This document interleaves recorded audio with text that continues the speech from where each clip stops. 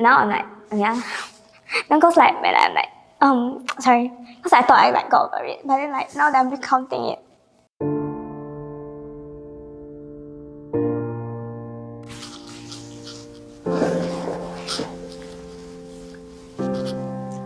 Hi, my name is Elle. This year I'm 25. I'm currently a university student. Okay, so what happened was I was actually looking for an internship. There was this platform that I didn't really hear before. I think it's called Glints, GLINTS. Yeah, so it looked like the format, everything looked like JobStreet and like the typical stuff. And then what they did was they asked you to, the typical apply, submit your resumes and stuff.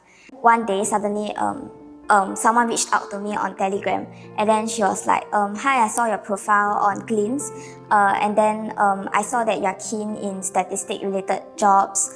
We have an opportunity, would you like to know more about it? They told me the company was SAR, which I didn't hear before, but when I went to Google it, it was like one of the very big MNCs, like data related MNCs.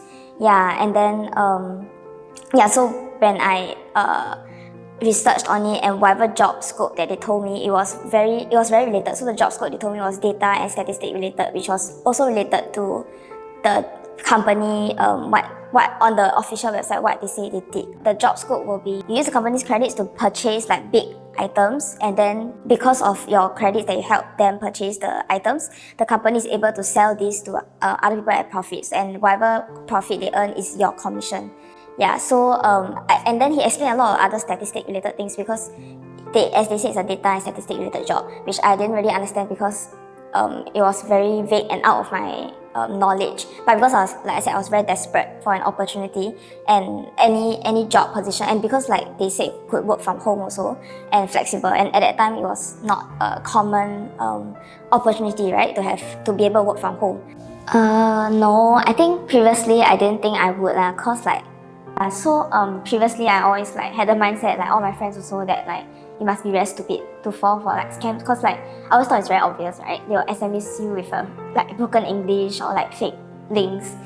Yeah, so that's my perception of how scams always look. And I always thought like people who fall for it must be very stupid, right? And I also had that perception that you must be like very desperate for money or greedy. Yeah, and I felt like since I'm like educated, enough to know about this, and I'm like not desperate for money, there will never be a chance where I will fall into a situation that I will fall for a job scam.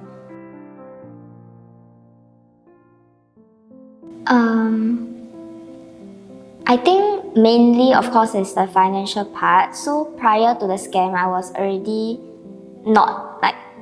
financially struggling also, right? So that meant that my daily expenses also during that 3-4 months, very big struggle lah. So I survived on eating like biscuits and snacks. Yeah, and I mean like I also bathe less because so I don't have to finish my soap, because it's not like I prepared like prior to the scam. Like I didn't have full bottles of soap also, or I try not to go for social like gatherings. Also lost a couple of friendships, or drifted apart because I couldn't afford to go for like their celebrations or chip in for the gifts. Yeah, so and then I also have to distance myself because I don't have the money to go out to eat.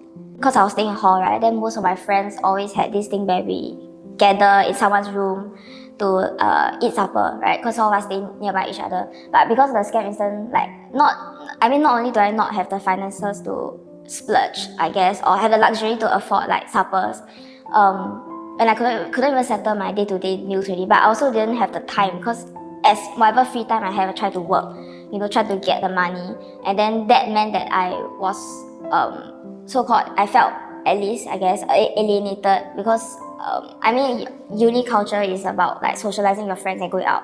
Yeah, but I couldn't engage in that. Yeah, then after the summer period when semester start, there was actually like the module bidding. So for the module bidding, you only can bid for your mods when you don't have outstanding fees, right? And I didn't have the money to pay, so I couldn't bid. So basically I didn't get any of the modules I wanted. I only had to take the leftover mods, and then obviously that one snowballed into current semester where I struggled a lot in all the modules, and GPA also plummeted a lot. And because for me I wanted to do masters, right? But just because of that one incident, my GPA dropped until yeah, like beyond beyond hope. So I guess like it's a permanent mark because I can't even like salvage my GPA. I didn't openly go and tell any of my friends for the first few months because I also knew that if I tell them, they will already have formed a judgment or they'll start criticizing me for it. And at that time, I still felt very like vulnerable, and I didn't want to hear because I was already struggling for day to day and what is done. But I don't want to hear like extra negative remarks at me that it's not going to help me also.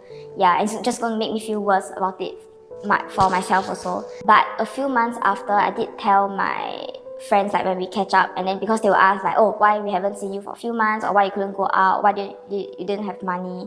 So I did tell one or two close friends, but even though they were very close to me and we have very good foundation, like friendship foundation, but after I told them, they still looked at me and like asked me, oh, why would you fall for such a thing, like why were you so stupid, like they expect you to be the kind of person to fall for it. Yeah, and then it was just a lot of critic lah. Obviously I felt like they don't really understand, number one, me as a person also. Like even though you're my friend, you should know that I'm not stupid, like you said, like they were saying that I'm stupid, right? And also secondly, I felt like they didn't really understand the context of the situation. Like I think to them, even though I already explained in detail how the scam happened, I think in their mindset it was like those oh, you have won $800,000, But to me it's like, even though I already explained to them how detailed, and how everything was so convincing, they still tell me like, oh, it's so obvious it was a scam. But to me, especially the part where I said that it's from a recruiter on a platform that I applied an internship for, and so everything looked legitimate to me. Even though I know like they're scolding me for my own good and everything, but I felt like they didn't really also bother to see beyond their perception that, it could be something, other reasons that led me to fall into that. It's not just stupidity. It's not just, some of my friends also say, maybe you were desperate for money, you can go and find a better, why didn't you find a decent job that you don't work hard for? Why do you look for a work from home opportunity? But it's also very ironic to me because they are the ones that are also trying, young people these days are always trying to seek for work from home jobs. So what I did, why is it so wrong, Yeah, and then whether or not I feel supported, and I think no. So even though they so after they scold me and everything, they'll say, if you need money, you can borrow from me. But for me, it's like, money matters. I can earn, and try to help myself, try to pay back people. But what I need that is I cannot get myself is the emotional and moral support that they are not giving. And also I feel like even if I explain time and again, they don't try to bother opening up their ears to what I'm saying. To them, it's just it's like everything I say, they already have that perception, or they already prepared what they're going to say, which is, you're stupid. You shouldn't have done it. It's all your fault. A few months after the incident happened, when I met up with my friends, and that knew about the incident, and they knew the few months that I was not present was because I was trying to earn money, right? So when I meet up with them, sometimes they'll make jokes about what has happened. So example, let's say if I'm buying a food from a store, right? And then they will just randomly come back with my food, and then they randomly hey, the person didn't scam you for your food. And it doesn't happen just one time. It happens a few times a day, or sometimes every conversation it will come out, which to me felt very hurtful because I don't need you to consciously provide support for me, but bring up the incident which hurt me already for no reason. Yeah, and it reminds me, and somehow the way they frame it is that it's my fault. I think my friends made the joke without the intention to hurt me, mostly because I think they think that I've recovered from it, but they don't realize that the scam, whatever that happened, whatever that was lost, it doesn't just stop there. The consequences still ripple till today. And if when they continue to make the jokes, it still hurt me because until now, if I'm reminded of the incident, I still feel like it's my fault, like what they say. Firstly is that scams are not just what we always think it is. It's not so obvious. And scammers also, I think nowadays, they themselves know that we know how scams look like. So they will always constantly try to make it look different and try to trick you. So I think to my friends that because I fell for such a thing, and people who haven't fell for it, I still think that scams are very obvious to look at. I mean, I hope that they understand that all of us are, that no one wants to lose money. No one goes inside and like, oh, I want to be scammed. There's a reason why someone like fall for it and you cannot just like point your fingers at them and call them stupid. And it's also very hurtful to call someone stupid after they have already lost so much. Yeah, so I mean, you can have your own perception, but like what we can do is at least like provide them the support if you cannot already help them financially. Financially, they're already struggling so much. And emotionally also, they might feel stupid themselves already, you know. I mean, I myself am still trying to not think that I was stupid or like not blame myself. And I think it's very hard because everyone is blaming you also, right?